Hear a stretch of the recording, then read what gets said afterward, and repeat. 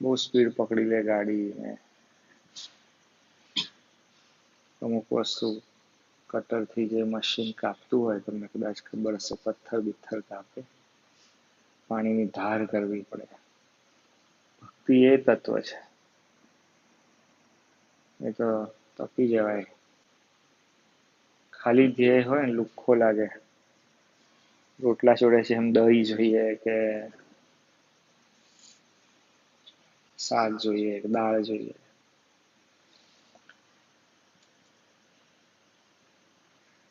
ઉદ્દેશ્ય હોય અને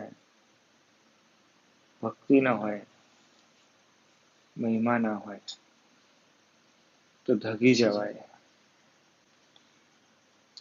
આજે બધી વાત ચાલતી હતી કે અહંકાર વગેરેની એ ઉત્પત્તિ સ્થાન છે. પછી એમાં બધું બહુ આવે, હઠ આવી જાય, જીદ આવી જાય, હું કરું એ જ સાચું.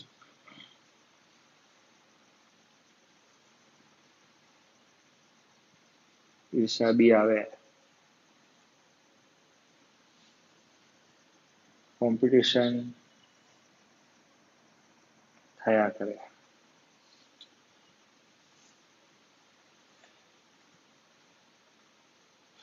કોણ કેટલું ચાલ્યું એટલું જ આપણે ચાલીએ, એવું થઈ છે ને.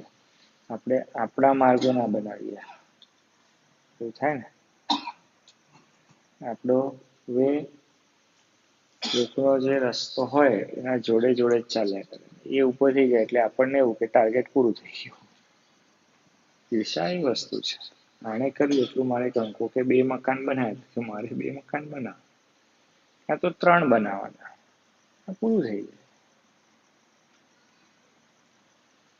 શું કર્યું આખું જીવન? ચિંતન કોનું કર્યું? 2 મકાન વાળાનું. કરવાનું કોનું હતું? ભગવાનનું હતું.